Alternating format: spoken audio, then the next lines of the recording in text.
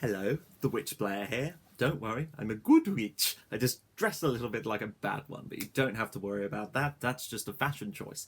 Anyway, it's drag queen story time, so I thought I'd read some stories from the Brothers Grimm. They're my favourite. I loved them growing up, and I still read them lots and lots and lots, as you can tell by how dusty and worn out this book is getting. So, I thought I'd read you one of my favourites, which is called The Three Spinners. There was once a girl who was idle and would not spin, and let her mother say what she would. She could not bring her to it. At last the mother was so overcome with anger and impatience that she beat her, which the girl began to weep loudly.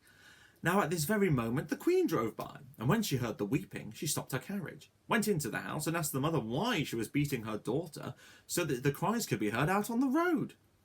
Then the woman was ashamed to reveal the laziness of her daughter and said, I cannot get her to leave off spinning. She insists on spinning for ever and ever, and I am poor and cannot buy the flax. Then answered the queen, There is nothing that I like better to hear than spinning, and I am never happier than when the wheels are humming. Let me have your daughter with me in the palace. I have flax enough, and there she shall spin as much as she likes. The mother was heartily satisfied with this, and then the queen took the girl with her. When they arrived up at the palace, she led her up into 3 rooms which were filled from the bottom to the top with the finest flax. Now spin me this flax, said she, and when you have done it, you will have my eldest son for a husband, even though you are poor. I care not for that. Thy tireless industry is dowry enough. The girl was secretly terrified, for she could not have spun the flax, no, not if she had lived till she was 300 years old, and had sat at it every day from morning till night. When therefore she was alone, she began to weep, and sat for 3 days weeping without moving a finger. On the 3rd day came the queen, and when she saw that nothing had been spun yet, she was surprised. But the girl excused herself by saying she had not been able to begin because of her great distress at leaving her mother's house. The queen was a kind-hearted woman and was satisfied with this, but said when she was going away, Tomorrow, though, you must begin to work.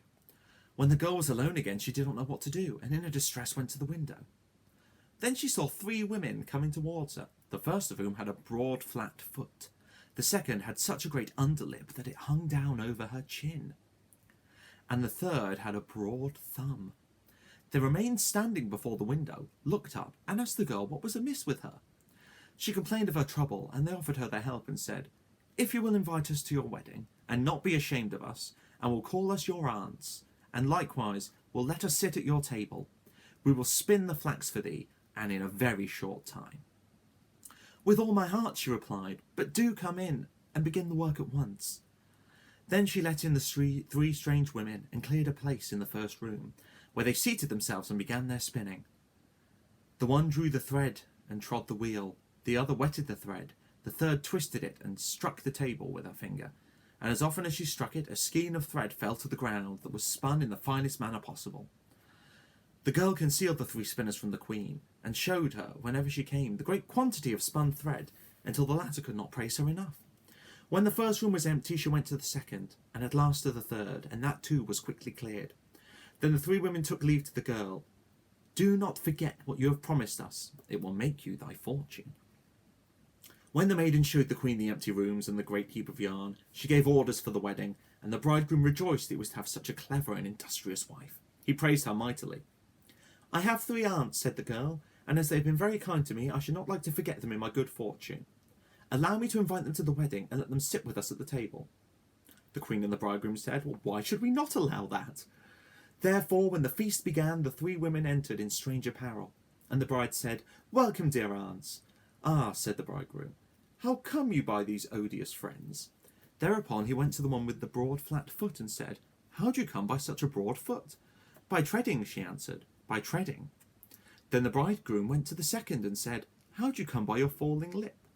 By licking the thread, she answered, by licking the thread. Then he asked the third, How do you come by your broad thumb? By twisting the thread, she answered, by twisting the thread. On this the king's son was alarmed and said, Neither now nor ever shall my beautiful bride touch a spinning wheel, for he was worried she would end up as ugly as the old women, and thus she got rid of the hateful flax spinning. That is a really old story that I remember being read when I was really young, and my grandmother from Ireland was very, very big into old style fairy tales, and she still believed in the gentry or the good people as she called them. And I think she passed a bit on that on to me. And the whole idea is that these good people would be very good neighbours to you if you were good neighbours to them. And I think this story is really good of that. These three women from the other crowd were really happy to help this young girl when she was distressed, even though it was a product of her own laziness and not learning to spin. As long as she was going to treat them well, and she did, and it all worked out for the best. And I think it's just a really good story for treating others kindly and always remembering to keep your promises, not judging people by the way they look, and yeah, having a good old time, I suppose. I'll probably crack out another story, but for now, ta-ta.